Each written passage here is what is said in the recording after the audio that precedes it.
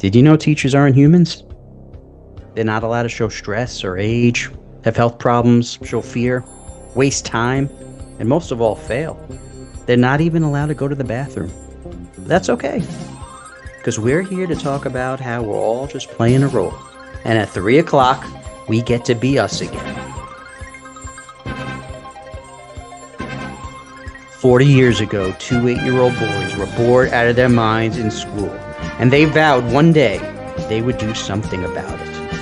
They did it to honor their friends. They did it to honor their classmates. They did it for the love of learning. I'm Matt, and this is Rob, and 40 years later, we get our turn, but now we're playing teacher.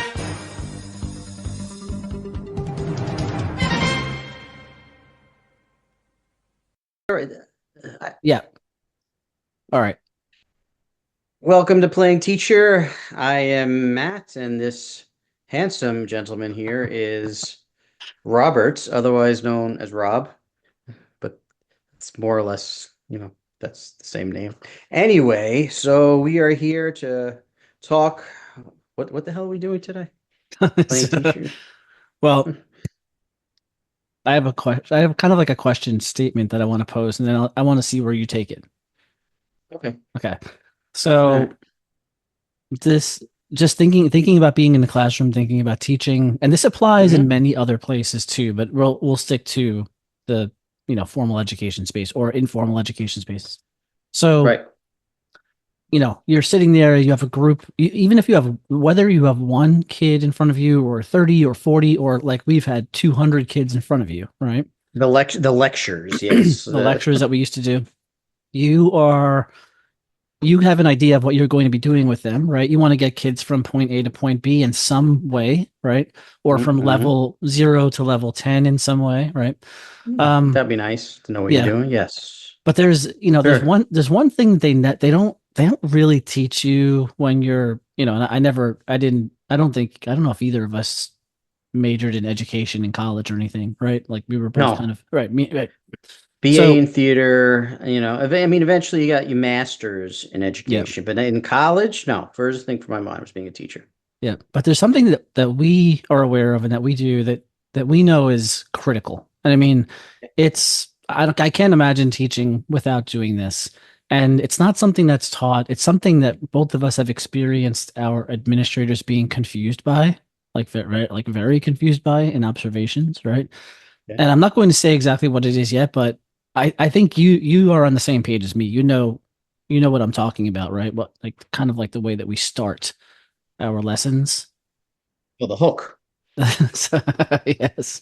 The So hook. Yeah. I'm gonna Not the let you hook shot. know. I'm a man, I'm known. All right. So I'm about 5'7", so I'm known for when I played basketball growing up, Yeah. right? Yeah. I'm not Yep. the best, but I mastered, it was sort of a crooked backboard, right? Where I was playing in Brooklyn. Yeah. And I developed this half hook shot, and it looked like my hand was saying, "How you doing? How you doing?" But it was I worked out. You would appreciate the physics that I had to figure out Yeah. how to get accuracy on Yeah. this thing, and it was this, horribly broken backboard, and then but I worked on this thing for hours, and I What? found a way to angle my body where I can get this hook shot in. So I was doing this, and I'm not exaggerating. I found a way to do this. So I would like step back and do this shot. And even guys that were like 6'4", I would just shoot it over them, and I would frustrate the hell out of them with Yeah. this shot. Yep. You know what I mean? Because I would just be obsessed with it. Because I love basketball so much, and I just wanted to get the hook shot in. But we're talking about a different hook right Wait, now. though, We're really quick, talking were you banking the hook shot or like straight into the basket? Like was your most of the time I angled it where it was going swish, baby. right? It Okay. was going in. It's not going off the backboard. I worked it out where that was going. And I'm talking about not just directly like in front Yeah. of the net. I'm talking Yeah. I could be all the way on the right side, all the way on the left side. I could do this 3-point range in the corner and I always made it even frustrating them more. I did it where they weren't looking either, well, where I wasn't even looking at it. So that's what confused them the most because I look like I'm just like going that way, Yeah. maybe gonna pass it, and I'm just like boom, and it goes in and like and I would drive people crazy, I've you I've know. seen this. I've seen this shot of yours, but in a different setting, Oh, I like work. at work, Yeah.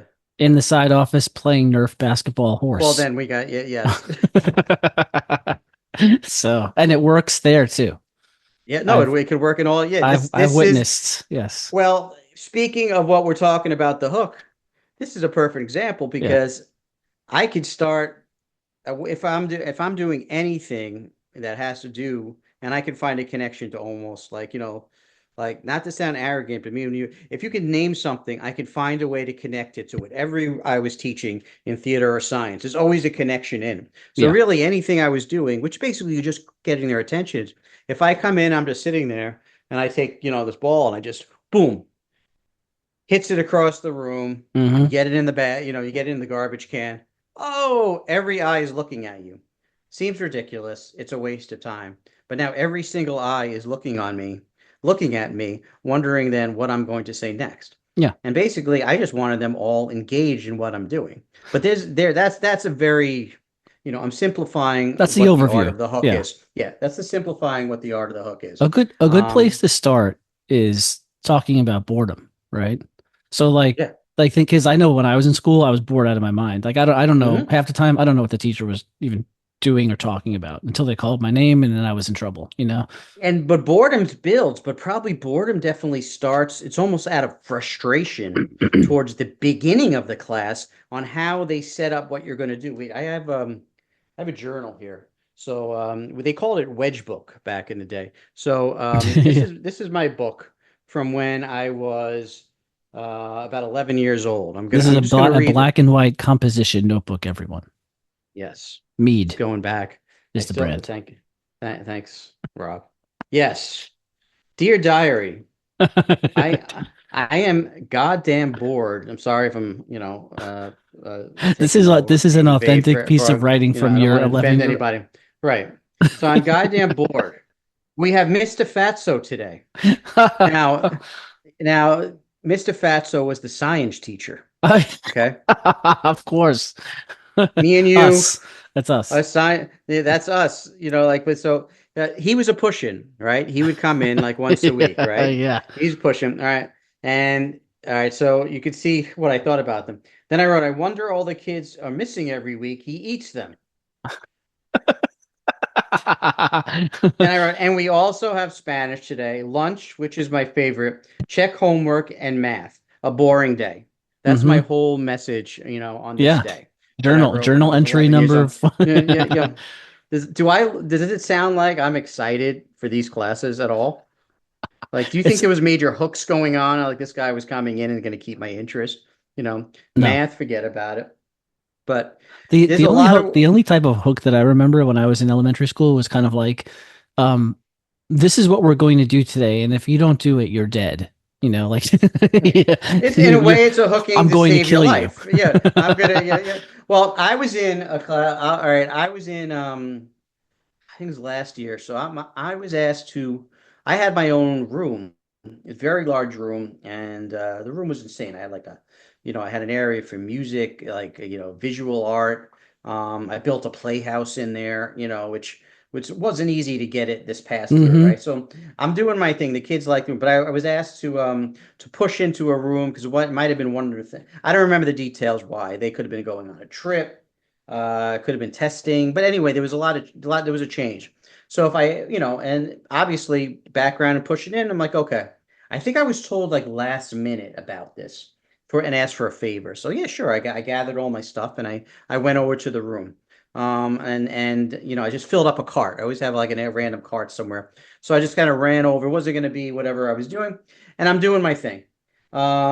We sang a few songs. I'm just kind of picking up my top hits to get through this period. But the teacher stays in the room, your favorite, so and Yeah. then it's getting more and more annoyed at me because everything is not what they want because then they have to, right after this, teach math. Now I end this. There's some time left, and the teacher, I remember, is sort of getting annoyed, like, well, we finished this, so I'm gonna move on to this. And then the teacher was sort of saying, like, can you do this? And then cutting in, can you do this again? I want them to do this a little bit more, because they have a show going up, and they were asking me to then to work on more. So then you're cutting into Yeah. First of all, it's not what I would have done. I would have done my own thing in my room how I wanted it. Yeah. But now the way I'm thinking is if you're going to have me come over, you got to just let me do what I'm going to do now. You lost that privilege. But Yeah. again, I don't want to upset, the institution here. I don't want to I'm putting out fires all the time. So I'm going to go along with you. Sure, I will do that again. That lasted about 20 seconds. We're done. They're so over it. Like they're like, I can't sing this freaking song anymore. The kids are telling me I'm going to lose my mind. So of course, and then I'm picking out, I pick up the magic trick, like one of them. Let me grab one, like, I don't know. I don't know if it was this one or what, but you know, might have been this one, Oh, okay. or I have this, I don't have the whole thing on me now, but like, ooh, look, I see Yeah. a Wait, ball. You let know me what I mean? describe it. So Matt is Yeah. holding this thing. Oh, right, right, right. Yeah, it looks like a chalice. It's like a small like plastic thing. And it has a black ball inside and then it has a Mm-hmm. cover, right? So when you Mm-hmm. cover it, it looks like one of those little things that they serve a soft boiled egg in, You Mm-hmm. ever get one of those where you crack it open and you scoop the egg out? Yeah. But anyway, that's what it looks like. Yeah. is that a poached egg? Oh, well, yes, I don't even know, but poached or soft Okay. boiled, but it's a little Okay. specialized cup just for that they serve it in. Mm, yes. So I'll just be doing my thing here, and this is called killing time, but I'm also just keeping them engaged at this point, Yes. Now I can see because that there's a I, ball in there. yes, Okay. but then I just Matt do puts the this, I cover do my on. thing. Oh, He ah, waves his hands. yes. I don't know what it looked like I was doing He there, but and I'm like, he lifts up the ooh, cover. The ball is gone. it's Now he's Bond, showing me inside the cup too. Not only is the yeah. ball gone, I can see the hollowness of the cup and I can see the hollowness of Mm, the cap. yes. Then if I put this back on, right, You're gonna make the I can ball just, reappear. I can make it to be a ball. There's a Can you bunch of make the things you ball could do. appear in my pocket? I could, but I don't have the ball on me right now. So and so baby, basically, I'd be like, well, ball's gone. Like, what are you gonna do? The tree, like, boom, are you sure it's gone? They're like, ah! At the same time, it comes back. Now, the best is when I time this out with I'll ask like a para before if they're there. And I'm like, hey, here, can you keep this ball in your pocket? And I'm like, could I do Yeah. this? And just act Yes. surprised Yes. when you take it out. Then Right. I'm like, or I'll put the ball in like, Yep. Yep. Herbie shell. And then Yep. I'm like, I think I know where it is. Like, where is it, Herbie? It's in my shell. And like, they're like, oh, come on. Yep. And I'm like, oh, you Right. know what I mean? Blow their mind, right? Or you can put it in a really sneaky place somewhere in the room. Anyway, so that's going on. The teacher's like starting to like lose it a little bit, like, because this is what I'm doing basically, and they're engaged. But then here's the point, which connects to what happens with the lack of hook, right? Now, this isn't my hook. This is just an ending because that song, they would have, basically they were based almost, figuratively banging their heads into the desk if I had to sing a little bit more.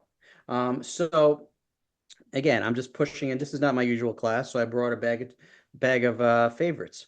I finish, and exactly when I was like about to leave, I hear this. Right, all right, we're done. Thank you, everybody. And they're still like thinking about this.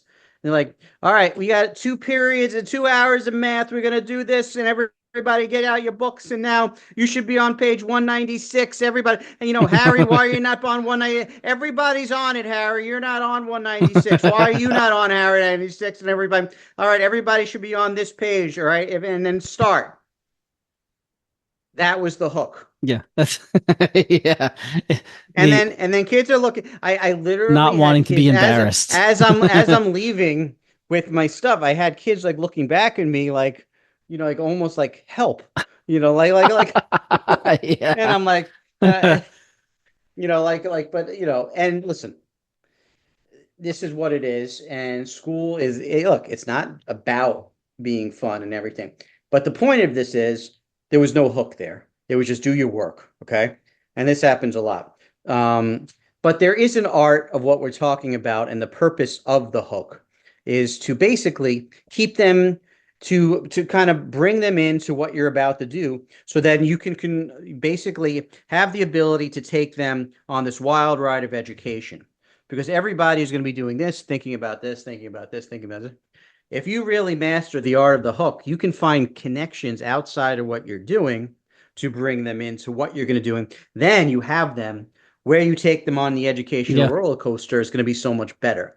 I don't see a lot of that happening. Yep. And I wanna zoom in on something you just said, yeah, or you just and you kind of you said it you just flew by it, but it's so important when you said like you have them, right?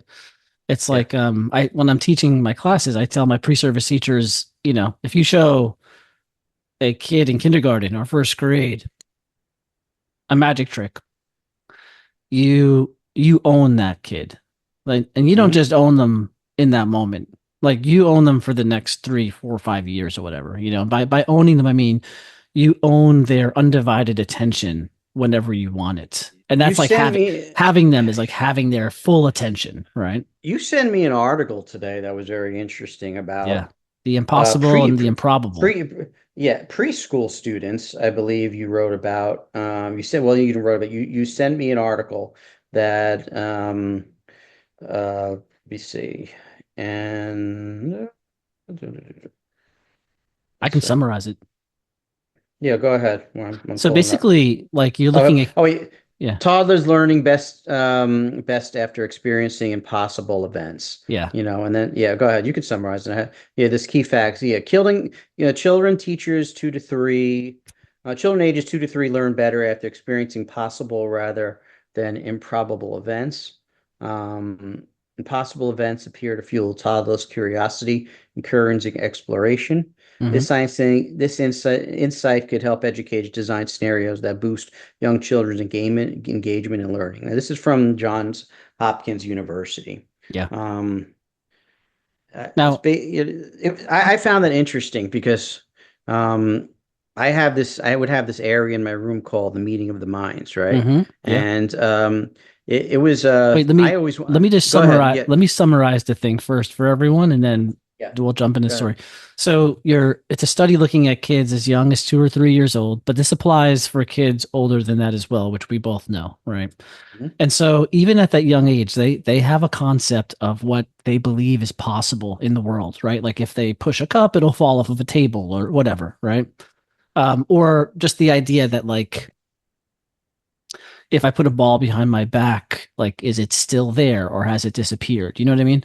So, you know, without saying it, one of the things that they're talking about that you could do in a classroom is a magic trick. It's basically, or a lot of times some teachers call these discrepant events, right? So this is something that has an outcome that the kid not only wouldn't have predicted, but like a magic trick, they think it's impossible, right? And so, yeah, it just triggers something in the brain, like a natural curiosity that makes them want to get into the learning. Whether And it's that learning for, that thing, it doesn't really matter. You've turned it on. It's like making someone angry. It's you know what I mean? Like if they're angry, they're angry. It doesn't matter. It doesn't matter what the trigger was. you're challenge them to make the impossible seem possible. Yes. And Right. and in their mind, to me that's pure creativity. That's pure imagination. My word, if there was Yes. one word that summarizes me is imagination. What's more imaginative than challenge them to make the impossible seem possible? Yeah. Because then they're like, wait, how can this, that doesn't exist? Well, find out how it could exist then. And So then what was the part of your room again called? the meaning of the minds. Oh, all right. The meaning of the mind. Did you have an You imagination station? Well, yeah, the imagination station was my visual art area because they're all making aesthetic choices in there, So the imagine, but I've had a whole classroom that was just the imagination station. That's where I had train tracks going around the room Yeah, and right. everything like Okay, that. that's right. That's right. Then I had a classroom called Imagination Art connected to that, Yep. where the whole class was basically to help and grow their imagination in the class and all the different art forms. This year, this class was a combination of art and music, and then I just put a lot of other connections. I built the playhouse for theater. I was connecting other art forms, but in the middle of the room was something called, and I would set rows up, and I would just say, "This is the meeting of the minds. This is where we bring it all in." But a lot of times it might not be even connected to what we're doing. It was just we're just going to have real talks about things that we're thinking of, and a lot of times we would be just connecting it to magic tricks. Hmm. And I would just pull out a trick and we would talk about it, and then they would just come up with, sometimes it'd be a challenge, and then if you figure it out, you get a prize. And other times it was just like an ongoing investigation. And then how is this possible? But it was I felt like when people would ask me like why this, I would always say one word, necessary. Mm-hmm. And that was the word, necessary. I'm like, what You, do you mean necessary? I'm like, do you know how much they need to grow their imaginative and curiosity? Have you walked around and seen their day? Like there's not a lot of that going on. So I'm giving them a time where I'll do the research on the best tricks, the best ways to foster their creativity, imagine, and an imagination, and just having them respect that this is a meeting where our main focus is to strengthen our minds and come up with all these different scenarios and how the impossible seems possible, which is what magic is, but it's also what art is because we create something out of nothing. And that's what you're doing with magic. right. Basically, there's something there that, and you're gonna there's nothing there. You can foster your mind to come up with the most amazing conclusion on how this was possible that you did that. And that was the connection. And I had a fight for hell Yeah. to explain why magic tricks. And I would explain it. People would look at me like, huh? And then I would just explain it. And I wouldn't give up on this. I wouldn't give, this was a, No. a Right. critical part. And then by the end, they just said yes to everything. But I didn't, it was like hours and hours of research that I would have to do. Mm-hmm. And then I don't know if they thought I was joking around, but Yeah. I wasn't. I was very serious about that, why this is important. Yeah. Doing this 20 years, and um, well, you understand because Yeah. you've I want to say, been there. I want to describe something like when you were everything you were just saying, right? It's kind of like, if I had to explain to someone, like if I had to explain to my students what this is, or if I was to go in and speak with an administrator now, like in defense of a teacher doing this or something, right? It would be, eh, this, and this is a huge problem in education. It would be making the implicit explicit, right? So it's like making, there's an expectation, there's like an outward expectation for what people think kids are supposed to learn when they go into a subject. So if they come into my science class, people have this idea that they should be walking out of there, I don't know, knowing what photosynthesis is, or you know what I mean, like knowing. And so, but there's this, if you're looking at all of that information as a pyramid, right? At the very bottom and even underground, there's these foundational skills, right? So, like you were talking about curiosity, right?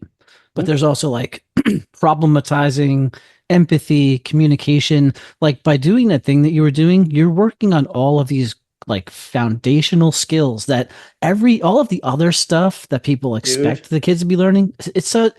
Not that it's nonsense, but it's so easy for them to I learn that always if they taught, have a I always, foundation, right? I always taught from the skill, Yeah. and then I would explain that to them, especially for a cluster teacher when you have about 800 students.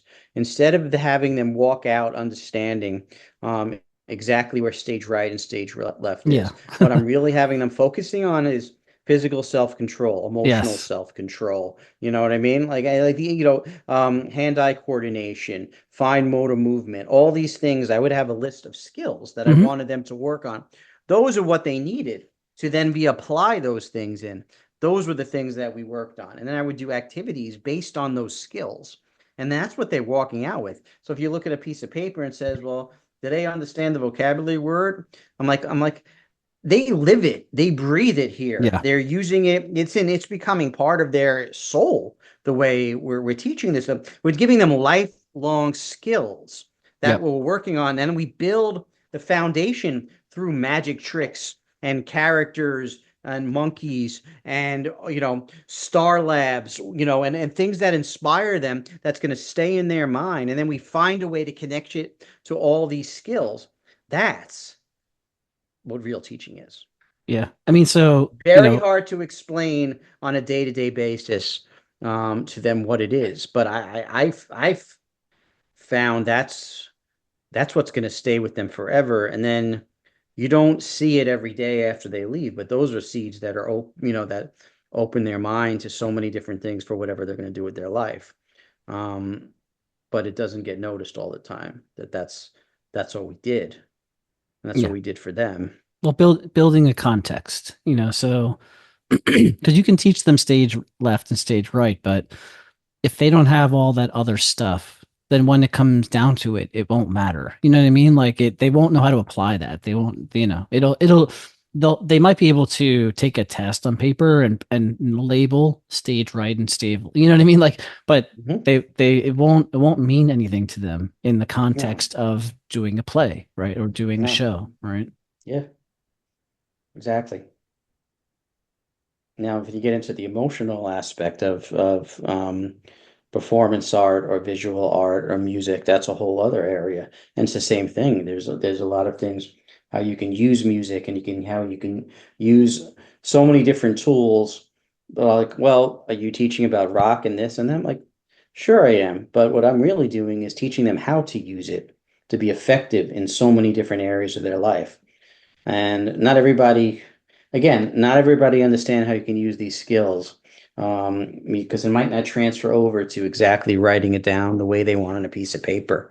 But if you look at the performance of the student before and the performance of the student after on whatever they're doing, they're definitely growing. Let's try to think back and remember different hooks that we've used. And if like I can remember a lot of mine, but I may not remember what I used because like I would use one hook for many different things with different classes. Let's put it that way, right? But Okay. let's take turns. Let's go. Let's All go. I right. mean, you showed one that you use already.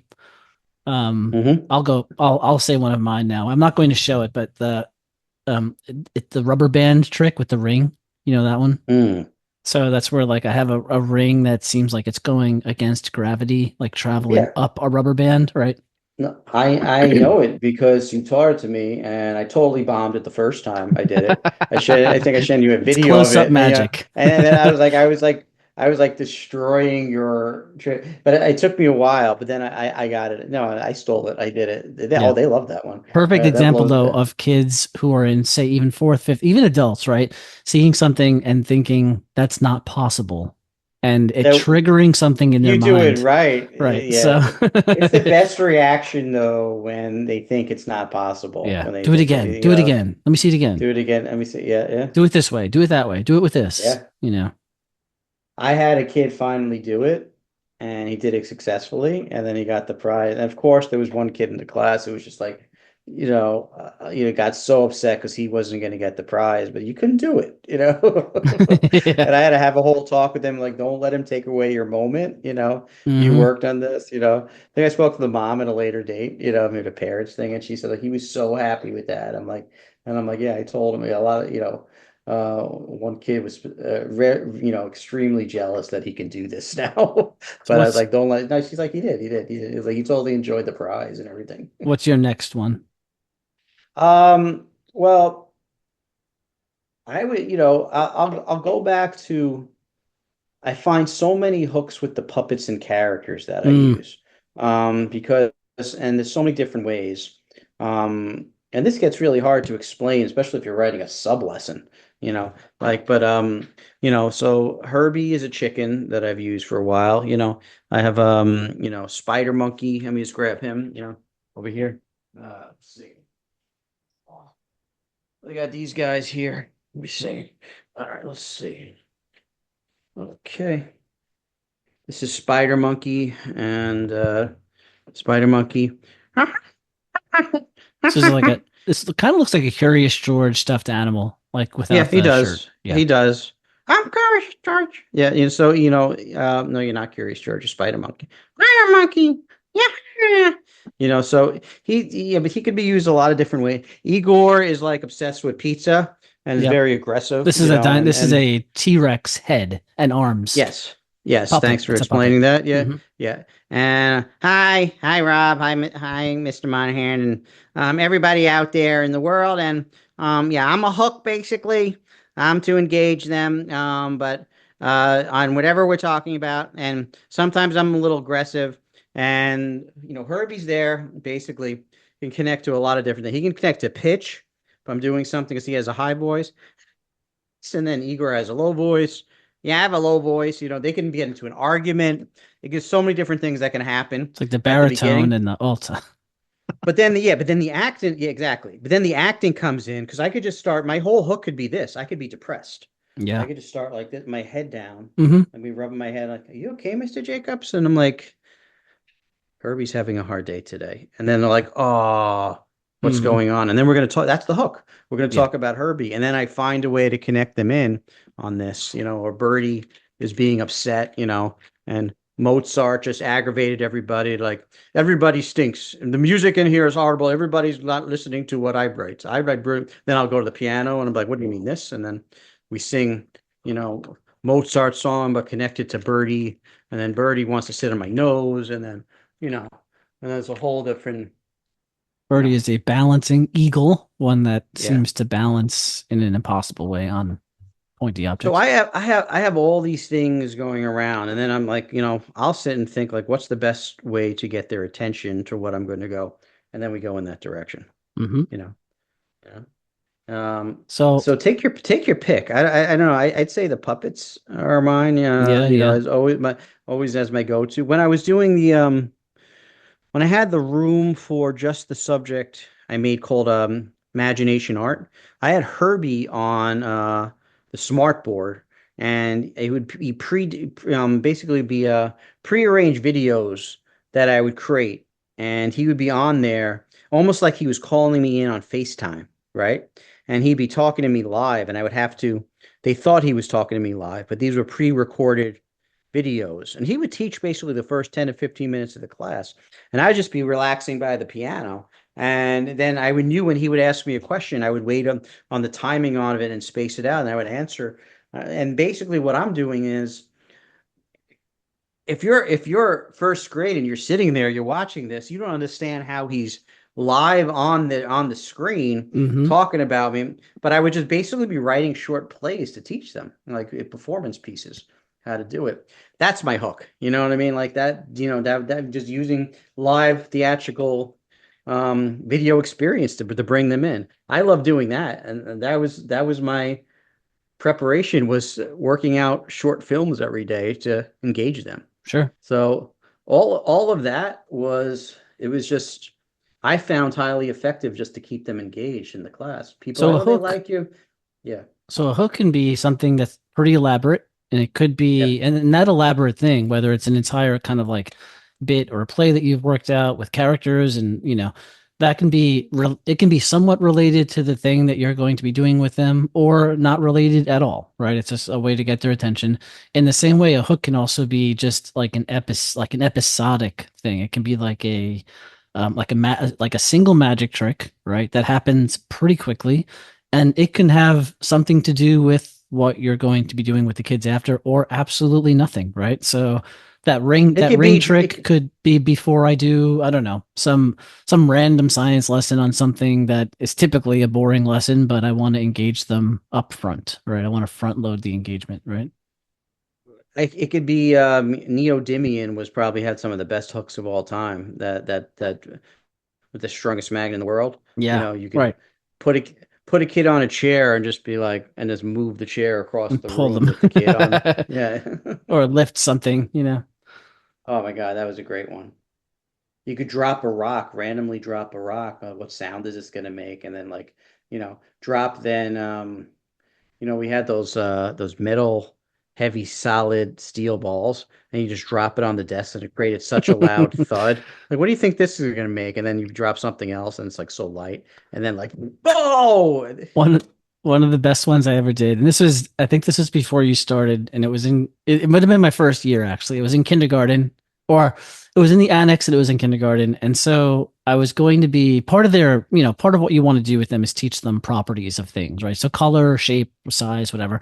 So we were going to be yeah. doing something with colors that day. And so I found this thing, and I only did this once because wasn't it's kind of gross a little bit, but it's like this thing that fits in your mouth, right? And it's layers and layers and layers of different colors of like a paper, like, but it comes out in a string. You know what I mean? Yeah. And so, so basically like I have this thing in my mouth or I'm trying to talk to them and I start coughing, fake coughing, right? And Mhm. then as I'm coughing, I have my hand up and I kind of like slip the thing into my mouth. And then with one of those coughs, I pull a little bit of the paper out, right? And then I'm just like looking around the room and the kids are like, you've got red paper coming out of your mouth, And I'm like shaking my head, no. So then I start pulling out the paper and it's long, right? And it keeps coming out. And I mean, the thing must be 50 feet long, it keeps coming out. Then it turns orange, purple, green, blue. And the kids and my eyes are really wide, like I don't know what's happening. And the kids are like, oh my God, you know what I mean? So and that was I don't know why I did. I'm gonna look that one up again, but I don't know why I never did that one again. But it was so hilarious to me. You know what I mean? Like just how engaged they were with that, and how they were still doing their activity about colors, still talking about it years later. You know what I mean? Like, I I mean, it could be anything. I remember going on the piano. I did a musical routine. I would be extremely like serious at the beginning. I would just be like, and I would start to do like a glissando across it or back. You know what I mean? Like, yeah, just moving my yeah, fingers on yeah, it. And then like, you know what I mean? And then, and this is like for 5-year-olds and they're like waiting and I'm like, and then at the end, I would just do kind of like, I would just take two keys and go, and I just kind of look over at them. You know what I mean? Like, yeah, and the giggles would start. And then I kind of just stroke my hand across the piano. Hello, boys and girls. And then it would just yeah, start. And then they would repeat after me. But that was the hook. You know what yeah, I mean? yeah, Like, and they were so used to like just, and I would just get more and more into it. I'd be Liberace, basically just playing this. And then I'm just saying and it's building and it's building and it's building. And it's just, hello, boy. And that's all it is. It's just leading up to the hello, boys and girls. yeah. Well, we're just about out of time for today, which is crazy. That went by really quickly. But to sum this up, I mean, we can sum it up in a couple of ways, but the hook for us anyway, we think is probably one of the most important parts of the lesson that you're not typically taught to do or even taught about when you're But learning how to become a Rob, teacher. we missed a very important hook though. We did. I have to throw this in really fast because Yeah. this is both of us. Um, the hook walking into the Star Lab. The Star Lab, basically, we took out all the furniture and we blew up this giant Star Lab. And Yeah. kids didn't, when they walked in, right? It looked like basically Jiffy Pop popcorn, right? Yeah. That you put over the Yes. stove that it was a Fully inflated. giant, fully inflated. And they walked in. And when they saw this from the outside and not expect, and especially if you're a first timer, you couldn't believe what you were seeing. And then you Yes. go in and it's set up basically for us to watch movies. But it was the most amazing video. They had to crawl through a tunnel to get in. It was amazing. But the best hook of all time would be we had two students that were in wheelchairs, right? Yes. And like I think you said to me like we got to get them in there, and Well, they were I'm twins. like look, Yep. yeah, they were twins, and you looked at me like we got to do it, and I was like I'm looking at like how's this Well, going to be let possible? me back you up a little bit. Yeah, They're in wheelchairs and they can't move from the neck down, yep, right? Like I mean, they can, but very little, right? And yeah. so they have to be wheeled places with a one-on-one para. And we had inflated the Star Lab for like the week before break or something, but it didn't. We had forgotten, right? So the one of the boys shows up and he's outside Hmm. the classroom, and we look at each other Yep. like, "Shit, what are we gonna like? What do we We do get now?" Right? we can't not have him see this He can't go inside. in the normal way. He can't. No, there's no way for him to go in the normal way. And we're sort of looking at it and talking about it. I'm like, we got to make this happen somehow. And then we said, okay, we lift it.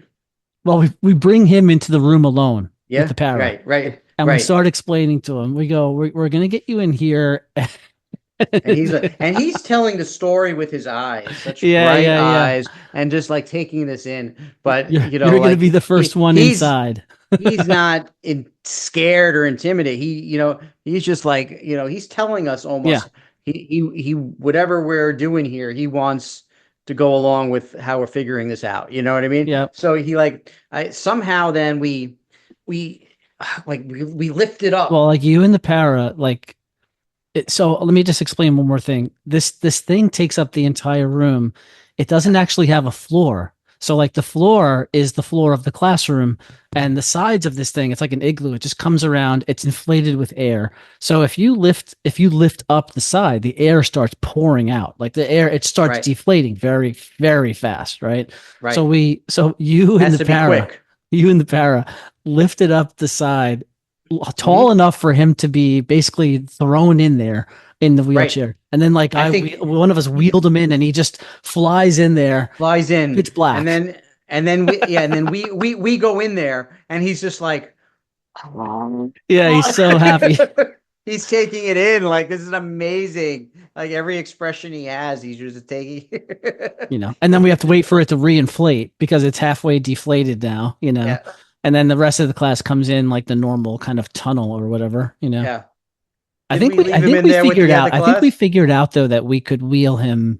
It was easier to wheel him out of the tunnel. Like it Right. was so but you know what? I'm glad you brought that up because I think we'll have a whole we'll have another episode that deals with this.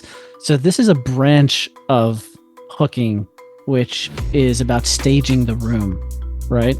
So this isn't like a magic trick or a skit. It's kind of like doing something in the room that's so amazing that all the kids need to do is set their eyes on it, and you've hooked them. That's using the room Right. as the hook. So and how we'll you set it up. we'll do a whole Yeah. thing on that. No, absolutely. I had to end with that because Mm-hmm. I hope he never forgot it, but I know I No. never I never did. Anyway, so that's the art of the hook. Hopefully making classes better and not a dud, which I explained what some of mine were when I was 11 years old, and here we are a little bit less than 40 years later, going over what we discovered as educators. Yep. Getting brought kids in the them in. mood to learn. Yeah, and what's going to bring them in. The art of the hook with Matt and Rob on Playing Teacher.